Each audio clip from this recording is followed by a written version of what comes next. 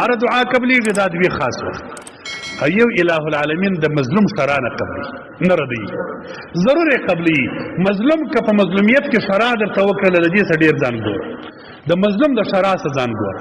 الله تعالی قسم کړی دی الله وایي زما دې په خپل عزت قسم وي که یو مظلوم شرع وکړ زه به یې خامخا قبلوم کار څونه وخت پکې تېر ضرور به د دې مظلوم انتقام اخلم الله تعالی اخلي څه کافرانو پر افغانستان حمله وکړه مظلومان یې ظهیر کړه الله تعالی سره کم انتقام ځینې واخیست د دې ملک پولیسو ته وایم حکمرانانو ته وایم لیویزو ته وایم د دې ملک باشندګانو مشرانو ته وایم د افغانان د مهاجر مه ځیروئ قسم دی که ولاړ سي زما دې د الله په ذات قسم یې که تاسو خیر یوړي که مو دا خلک ځیر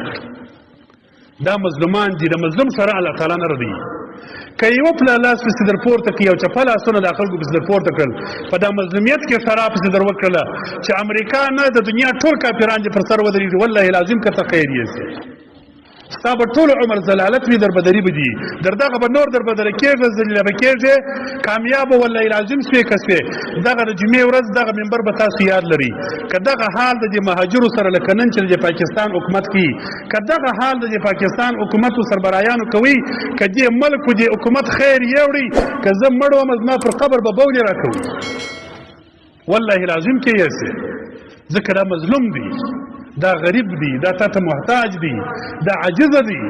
دا تا ته پناه راوړې ده دا د الله تعالی د دین په خاطر تا ته راغلی دی د دې سره الله تعالی نه قبل نه ردي نه کامیابه کېږي که کامیابه سولې ما درته ویله زه دې پور درکړم نه کامیابه کېږي دا د ناکامۍ لارې دي مظلوم مه ځیره څه چې کړي دي څه پېښه ده چې پسې راغورځېدلی زموږ د دغه پښتنو پولیسو ته سړي درد راسي خو پرېږده پنجابیان خو پنجابیان دي د خدای په قهر او په غضب دي ککړ سي چې څوک د مسلمانو سره ظلم کوي دا پښتانه دي ذلیله خلک رزیله خلک پر تاڼه باندې دی ولاړ خلک ونیسه په بازار کې دی ولاړ خلک ونیسه مسکین ونیسه یو غریب ونیسه یو مهاجر ونیسه په تاڼه ننباسه 1500 روپۍ واخلې او بانې جوړې کړي خلکو ته ولاړ به سي دا مهاجر به درته ولاړ سي موږ به لا درته ولاړ شو دا ملک هم تا ته در پرېږدو دا مځکه به هم درته پرېږدو مړه و ژوندي مو دلته پراته دي دا به ټول درته پرېږدو خو دا درته وایم چې دا زما او ستا یاد ولره آخرت پرېږده د آخرت خبرې خو پټې دي پر آخرت خو ستاسې ایمان نشته که پر آخرت ستا ایمان وایي دا کار دې نه کوي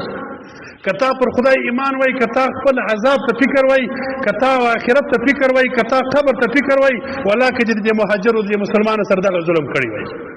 چې د خلکو په کورور نه نوځه د خلکو د ښځو بې عزتیاوې کوه د خلکو د نارینهو بې عزتیاوې کوه د خلکو مالونه په زور لوټوه ناحقه مسلمانان په تاڼو نه باسه رشوتونه خوره د الله رسول صلی الله علیه وسلم پر تا لعنت ویلی دی پر تا د الله لعنت دی چې ته رشوت خورې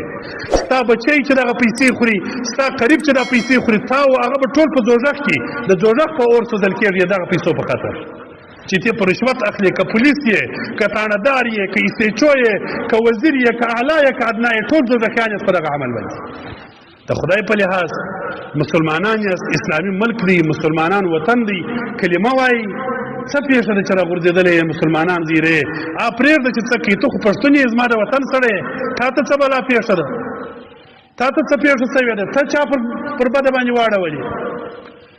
دغه دوزخ دی دا رشوت حرام دی دا ناروا دی دا به ټول تا ته دا خلک در پرېږدي دا وطن به در پرېږدي که تا پر دې وطن خوند واخلي بیا درته وایم که تا پر دې ملک خوند واخلي که تا کامیابي ولیدله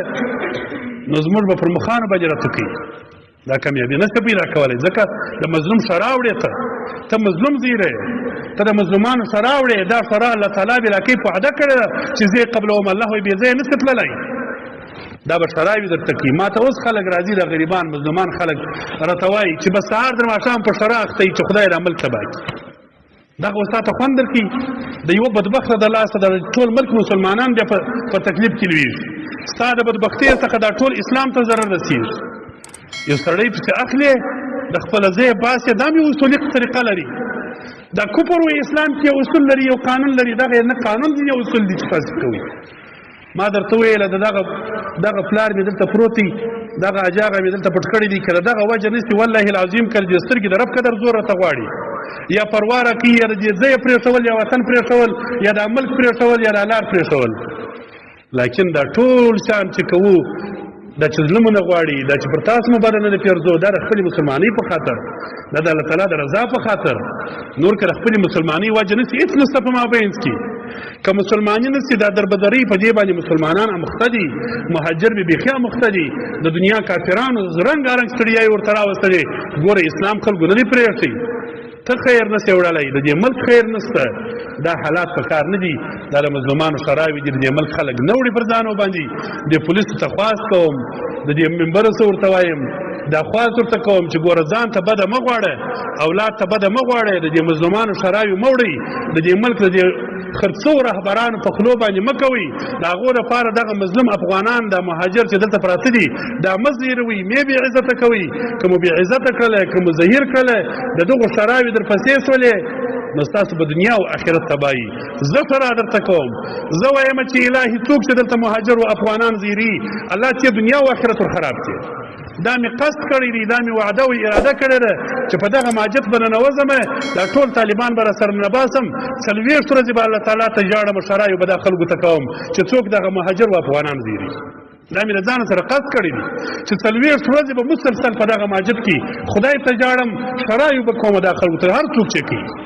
که پښتون دی، که بلوچ دی، که پنجابی دی، که هر څوک دی، که زما ورور دی، که زما قریب دی، که مې اشنای دی، چې څوک مسلمان نه حق زیري، دا مهاجر زیري، دا افغانان زیري، دا پښتانه زیري، بې عزتي ورسي، دې ته موږ شرایو کوو. بس خدای ته یې ورپرېږدو، الله در هر چا زورور دی. دغه مفوسه پرده په دغه ماجت زه و طالبان و کشمیان و مؤمنان و حافظان نه باسو، لاسونه چپه نیسو، 40 ورځې خدای ته ژاړو. زموږ رب عزیز ذو انتقام رب دی، الله به انتقام ځینې اخلي. خدای زموږ سره وعده کړې ده، الله دې د کفر د اسلام سره مسلمانانو انتقام واخلي چې څوک مسلمان زیري. اللهم حل بلغت.